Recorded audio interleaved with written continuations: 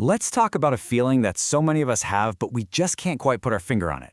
It's that sense of being totally lost in the modern workplace, kind of adrift in this giant sea of emails, meetings, and just expectation. You know the feeling, right? You finally log off after this absolute marathon of a day. Your brain is just fried. You've been busy, like nonstop, but then someone asks you, "So, what did you do today?" And you just draw a complete blank. It is so frustrating, and it is way more common than you think. And here's the really weird part. We have all these tools, all this tech, that's supposed to make us super productive. We should feel more accomplished than ever before, but the exact opposite is happening. High achievers everywhere are feeling completely disconnected. So I want you to know this feeling, it's not a personal failure. It's baked into the very structure of modern work. So, how in the world did we get here? Well, to figure that out, we need to step inside what we're going to call the abstract work maze. And the first part of this maze, the first tricky turn, is just the very nature of our jobs today. For so many of us, our work has become, well, almost invisible. This right here is what our source calls the competence fog. Think of it like this. You're driving, your foot's on the gas, the engine's running, but you're in this incredibly thick fog. You're moving, but you can't see the road, you can't see the landmarks. That's what it's like when your whole day is just emails and spreadsheets. Your brain is wired to want a tangible result to feel successful, and when it doesn't get one, you just feel adrift. I mean, just look at the difference here. A generation or two ago, you built a chair. You could see it, you could touch it. You engineered a bridge, and you could literally walk across it. Today, our big accomplishment is aligning stakeholders. It's important, sure, but at the end of the day, you can't point to it. There's no sense of closure, no feeling of, I made that. And this gets so much worse with overspecialization. Our roles have become so incredibly narrow.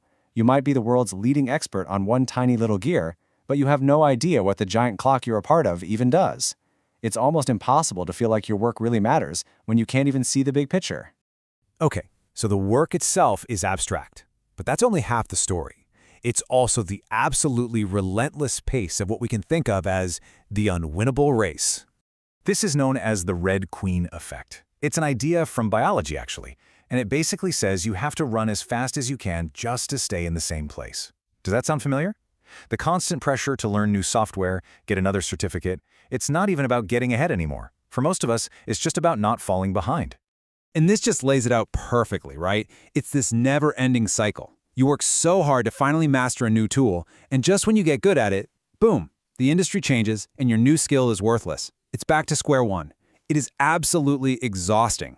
Now, layer this on top of the race, the feeling that you're being watched all the time. That little green light on Slack, your public calendar, it creates what the source calls a digital panopticon. And when you feel like you're always being watched, what happens? You start performing work. You focus on looking busy instead of doing the deep, meaningful work that actually brings satisfaction. So, this non-stop performative race, it takes a real toll.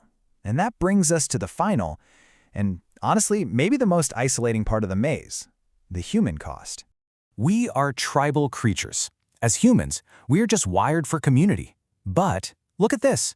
Look at how we actually interact at work now. Our relationships have become so transactional. We sync up, we hop on a quick call, but we're losing the real, authentic connections that make us feel like we belong, like we're part of a team. And that sense of isolation, it's a quiet crisis that's unfolding everywhere. And then there's what's called the success trap. This is for the person who did everything right. You got the promotion, you got the bigger paycheck, but you still feel empty. You climbed the whole ladder only to realize it was leaning against the wrong wall. When all those external rewards don't fix the restlessness inside, you just hit a wall. It's a real existential crisis. And finally, let's just be honest. The whole idea of work-life balance, it's a myth for so many of us. Work is just bled into every corner of our lives. We're never really off. And this isn't balance. It's a direct path to burnout. So often that feeling of being lost is really just your mind and body screaming that they are completely and utterly exhausted. Okay, I know, this all sounds pretty bleak, but here's the crucial thing. Understanding the maze is the first step to finding your way out. Feeling lost isn't a dead end. It's actually a signal. It's a sign telling you that something needs to change. So, how do we find our way out of this thing? Well, we start by finding our true north. We stop just wandering around in the fog and we start to build our own internal compass to navigate. And here are the 4 points on that compass. First, seek tangibility. Find small ways, anyway, to see the real results of your work. Second, build real tribes. You gotta invest time in authentic relationships that go beyond just work tasks. Third, practice agency. Find the parts of your job that you can control and really own them. And finally, revisit your why. If the company mission doesn't do it for you, create your own personal mission for why you show up every day. Look, getting out of this maze isn't going to happen overnight. It starts with one small, intentional step. So the real question isn't just about understanding why we feel lost. It's about deciding which direction you're going to take first to start finding your way back. What's your next move?